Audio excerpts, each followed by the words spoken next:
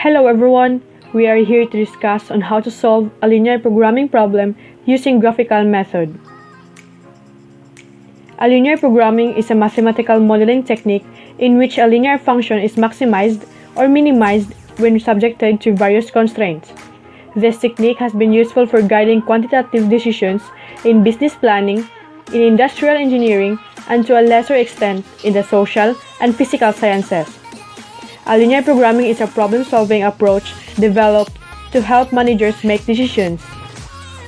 And for the graphical method of linear programming, it is used to solve problems by finding the highest or lowest point of intersection between the objective function line and the feasible region of a graph. Graphical methods provides us with a picture to go with the algebra of linear programming, and the picture can anchor our understanding of basic definitions and possibilities. An optimal solution to a linear program is the feasible solution with the largest objective function value for a maximization problem. In a linear programming question, we are given an objective function and some constraints with maximum or minimum objective function values. So after applying the constraints, we get a feasible region, which is the set of all solutions which satisfies all the constraints.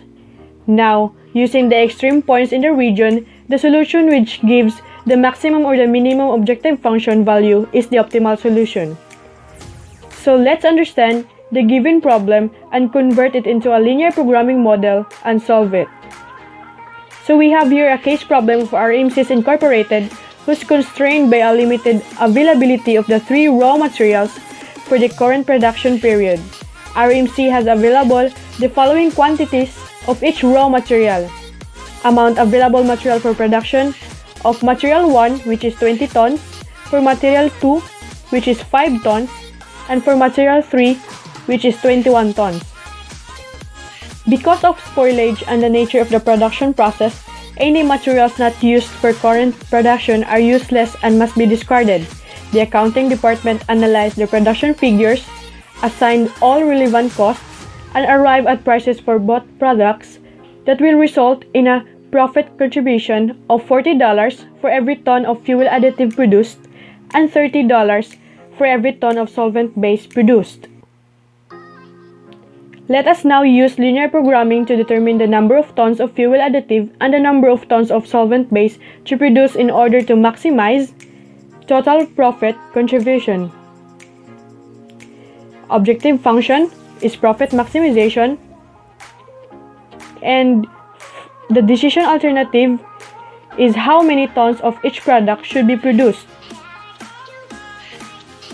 And for the constraints, RMC's production is constrained by a limited availability of the three raw materials. The decision variables are the controllable inputs in the problem.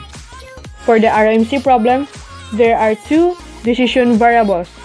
In developing the mathematical model for the RMC problem, we will use the following notation for the decision variables. So let X, the number of tons of fuel additive produced, and Y, the number of tons of solvent base produced. Because the objective maximized total profit contribution is a function of the decision variables X and Y, so we refer to 40x plus 30y as the objective function. So using max as an abbreviation for maximize, we can write RMC's objective as follows. Maximization Z is equals to 40x plus 30y. So let's describe the three constraints limit the number of tons of fuel additive and the number of tons of solvent base that can be produced.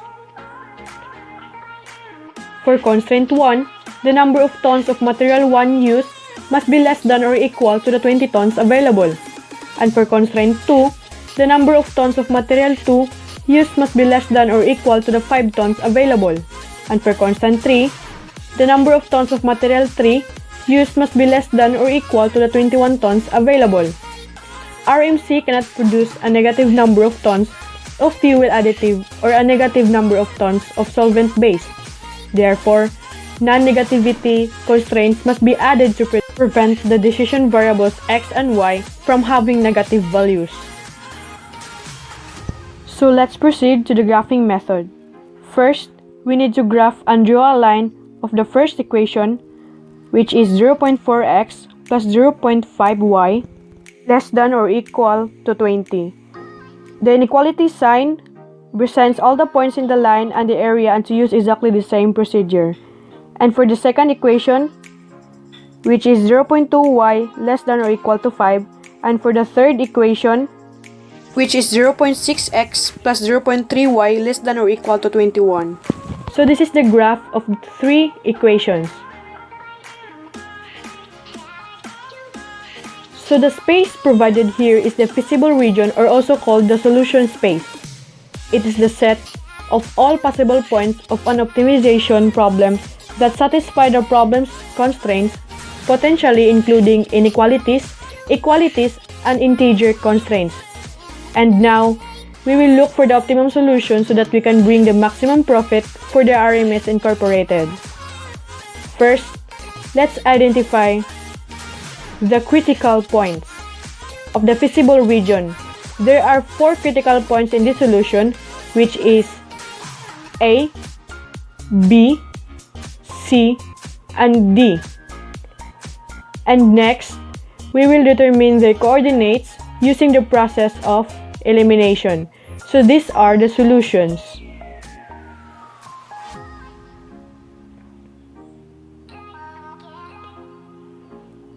And now, let's substitute it to the profit equation solution. And we have z is equals to 40x plus 30y. So these are the solutions.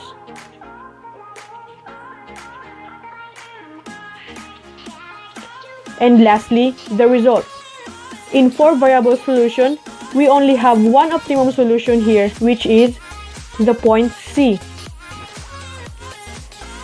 which has the maximum value of fuel 25 and a solvent of 20, and also has the maximum profit of $1,600. So therefore, we conclude that RMC Incorporated should produce 25 tons of fuel additive and 20 tons of solvent base to maintain the maximum profit of $1,600. So this is how we solve linear programming using graphical method. Thank you for watching.